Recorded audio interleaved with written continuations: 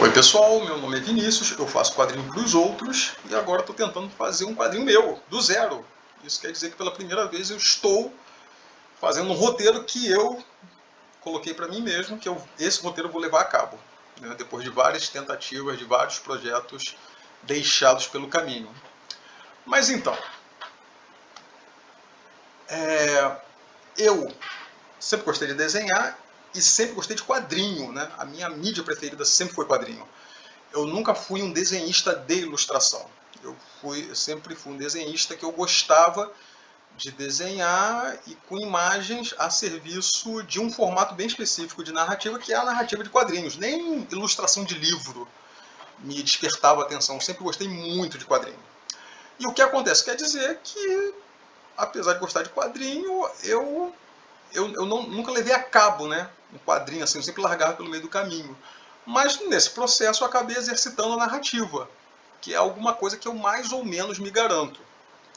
Então o que acontece? Existe uma regra muito clara em quadrinhos. Gente, desculpa se eu estiver fungando muito, é que estamos em pleno verão de 2023 e este verão do Rio de Janeiro tá uma graça, entendeu? É um tempo muito seco, e de repente chove, fica tudo úmido, e quem tem rinite alérgica sabe como é que é. Então, já perdão antecipado, inclusive pelos outros vídeos em que eu apareço fungando.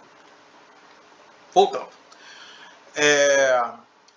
Existe uma regra muito clara, incontestável mesmo, em quadrinho, que é o seguinte: se o roteiro for bom, mesmo se o desenho for muito mais ou menos, se o desenho for meramente funcional, você consegue prender a atenção do leitor, tá? E, por exemplo, acho que um caso mais emblemático disso, mesmo aqueles que não são viciados em quadrinho de herói, mas já esbarraram com um quadrinho chamado Persépolis, que é um desenho muito burocrático, ele seria visto como monótono, na maioria das vezes, se o roteiro não fosse muito bom. O roteiro é maravilhoso. Então, o que acontece é um quadrinho que tu pega e simplesmente tu não consegue largar.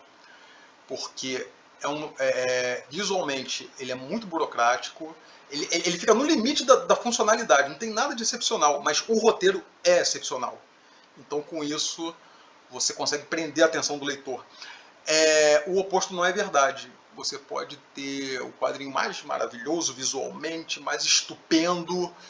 Se o roteiro não for bom, nossa, cara, é um sofrimento. É um sofrimento. Assim, eu realmente eu leio até o final porque eu sou um verme de quadrinho, mas nossa, o caso mais famoso são os quadrinhos do Alex Ross, com o roteiro do Alex Ross. Entendeu?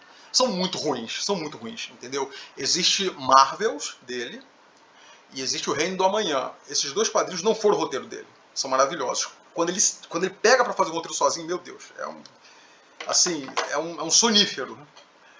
Então, o que acontece? Eu, sabendo disso, eu não tenho muita escolha. Eu capricho no desenho e eu me esforço ao máximo a ter, né, um roteiro funcional mesmo, entendeu? Eu procuro ver as deficiências, eu faço um trabalho exaustivo.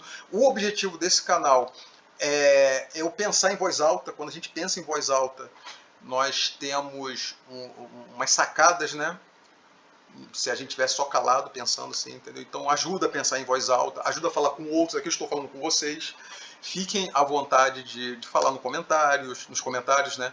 De desmentirem mesmo, de falar, não, o que você está falando é bobagem, porque é justamente nesse diálogo que a gente cresce, né? Que eu cresço, né, inclusive, nessa área que eu vejo que é a minha deficiência, que é roteiro.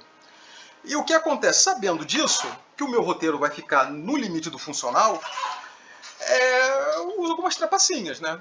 Uma das trapacinhas, tipo assim, eu sou obrigado, sim, a ter um desenho legal, né? Para chamar a atenção. Existe a própria narrativa, né? Eu tento botar uma narrativa mais fluida, interessante, brincar com elementos, por exemplo, aqui a divisão dos quadros, aqui, ó, aqui as garras, né, que o protagonista projeta, um dos poderes dele, e a divisão do quadro acaba sendo uma das garras também, entendeu? Então a gente faz uma narrativa, uma diagramação criativa, interessante, e outra trapacinha, para você manter a atenção do leitor, tu mete o teu protagonista com um colchão. Sério, não é brincadeira. Por exemplo, tem um personagem, quem é rato de gibi de herói, né? Conhece muito bem, que é o nosso glorioso Asa Noturna, cujos glúteos são praticamente um segundo personagem. Os glúteos do Asa Noturna são o sidekick dele, é o sidekick do sidekick. Porque o que acontece? Gente, assim, eu gosto de gibi, então eu leio tudo, eu leio gibi ruim mesmo. Gente, mas o Asa Noturna é completamente relevante. Ele não tem uma história memorável que seja. Assim, ele é muito bom nos Titãs. Porque, afinal de contas, era o Marv Wolfman que escrevia, né? E o Marv Wolfman é um escritor genial. Agora, todas as histórias solo, as fases, nossa, gente, é um troço muito mais ou menos. Muito mais ou menos. E criou-se a convenção de você, né, dar um destaque para determinado atributo físico do Asa Noturna. Entendeu? Começou como piada e hoje virou marca registrada. A bunda do Asa Noturna. Entendeu? Sim, para você prender a atenção do leitor.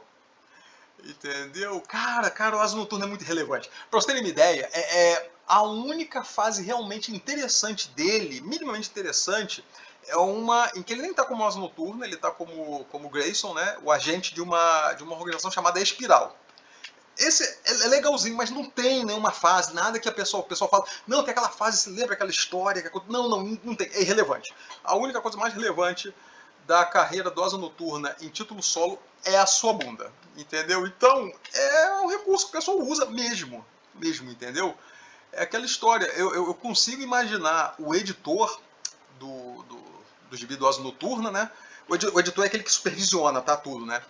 Ele pegou o roteiro que mandaram para ele e falei, caramba, esse roteiro tá muito fraco. Não dá tempo de pedir pro roteirista mexer, não dá para trocar de roteirista. Aí o editor vira pro desenhista, pô, cara, dá uma caprichada aí na bunda do Asa Noturna e tal, entendeu? Porque o editor sabe que se não for isso, o gibi vai ser um fracasso de venda, vai encalhar nas bancas, entendeu? Ou agora, né, Comic Shop, né, agora que nesses novos tempos de distribuição. Então, gente, é isso mesmo, é trapacinha. Você brinque com os atributos físicos do seu personagem, entendeu? Em quadrinho de herói, nossa, tu pode fazer isso o tempo todo, né? Porque como eu falei no vídeo anterior, tá praticamente todo mundo pelado com uma roupa pintada por cima, né? Tecido nenhum vai ter esse grau de aderência, né? E mostrando, né?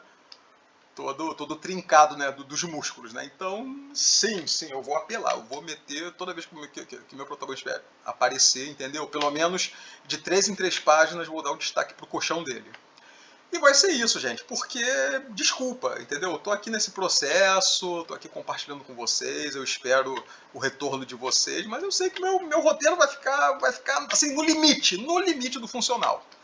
Então, vou usar trapacinha sim. E é isso, gente. Até o próximo vídeo.